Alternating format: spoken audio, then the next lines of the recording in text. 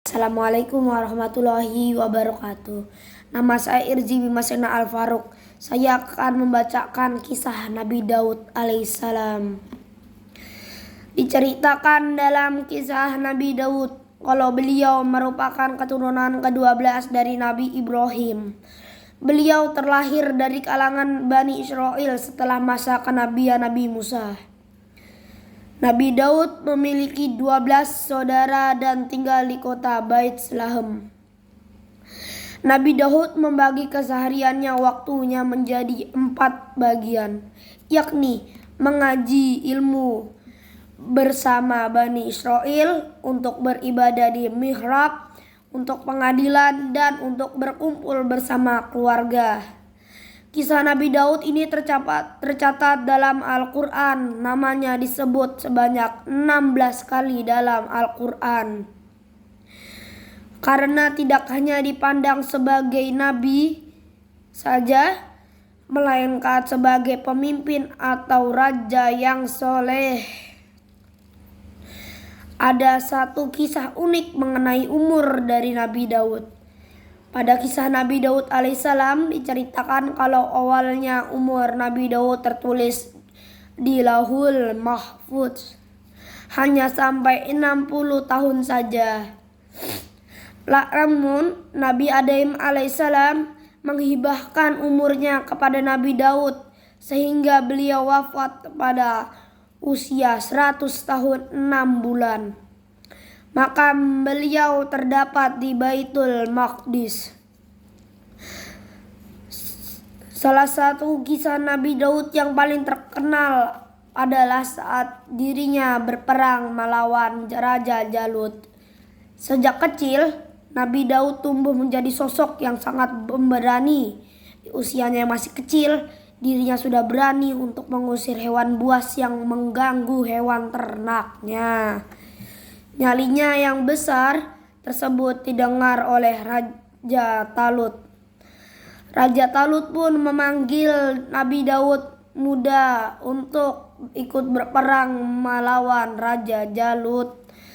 Awalnya Nabi Daud ini hanya diperkenankan untuk menyertai 2 kakaknya yang maju di garis depan medan perang. Tapi Raja Talut melihat kecerdikan dari Nabi Daud, ia pun diperbolehkan berhadapan langsung dengan Raja Jalut. Nabi Daud berperang dengan Raja Jalut hanya berbekal tongkat, 5 buah batu, dan ketapel. Tentu saja Raja Jalut mengejek dan merendahkan Nabi Daud karena dianggap lemah. Lalu Nabi Daud meletakkan batu di atas ketapelnya dan melepaskan ke udara sehingga batu tersebut meluncur dengan sangat keras. Lalu atas izin Allah Subhanahu wa taala, batu tersebut terbawa angin dan mengarahkan ke dahi Raja Jalut sehingga Raja Jalut mati karena terkena pukulan batu yang sangat keras tersebut.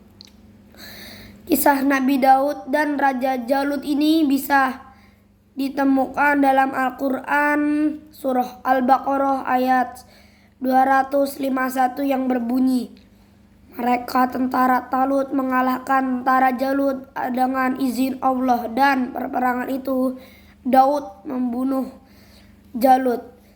Kemudian Allah memberikan kepadanya Daud pemerintahan dan hikmah sesudah meninggalnya Talut, dan mengajarkan kepadanya apa yang dihendakinya. Seandainya Allah tidak menolak keganasan sebahagian umat manusia dengan sebahagian yang lain, pasti rusak bumi ini. Tetapi Allah mempunyai karunia yang dicurahkan atas alam semesta." Setelah memenangkan peperangan melawan Raja Jalut, Nabi Daud dipercaya untuk menjadi raja dan menikahi anak dari Raja Talut. Selain kisah Nabi Daud dengan Raja Jalut, kisah Nabi Daud dengan seekor ulat ini terjadi setelah Nabi Daud menjadi nabi pada masa itu. Nabi Daud duduk di musola sambil menelaah kitab Zabur. Lalu muncul seekor ulat merah yang melintas di tanah. Nabi Daud berucap kepada dirinya sendiri, apa yang Allah hendaki dengan ulat ini? Ternyata Allah mengizinkan ulat tersebut berbicara dengan Nabi Daud. Ulat tersebut berkata kepada Nabi Daud, wahai Nabi Allah, apabila siang datang, Allah mengilhamkan kepadaku untuk membaca Subhanallah walhamdulillah wala ilaha illallah wallahu akbar sebanyak 1000 kali. Dan jika malam datang, Allah mengilhamkan kepadaku untuk membaca Allahumma sholli ala Muhammadan nabiyil ummi wa ala alaihi wa sahbihi wasallam sebanyak 1000 kali. Nabi Daud sangat terkesan dengan ucapan ulat tersebut dan merasa merendahkannya. Nabi Daud pun menangis penuh rasa takut kepada Allah, berserah diri. Dari kejadian ini, Nabi Daud belajar semua makhluk hidup yang diciptakan Allah pasti akan ada manfaatnya. Nabi Daud menjadi nabi yang memiliki kemampuan untuk memahami bahasa hewan. Beliau memperlakukan hewan-hewan dengan penuh kasih sayang dan hewan-hewan tersebut juga sangat patuh dan menyayangi Nabi Daud. Nah, Allah juga memberikan mukjizat ini kepada anak Nabi Daud, yaitu Sulaiman. Nabi Daud dianugerahkan suara yang sangat merdu. Suaranya yang merdu ini memiliki keajaiban yang bisa membuat siapa saja yang sakit menjadi sembuh dan sehat kembali saat mendengarnya. Nyanyian merdu dari Nabi Daud juga bisa membuat air dan angin yang di sekitarnya menjadi tenang dan damai.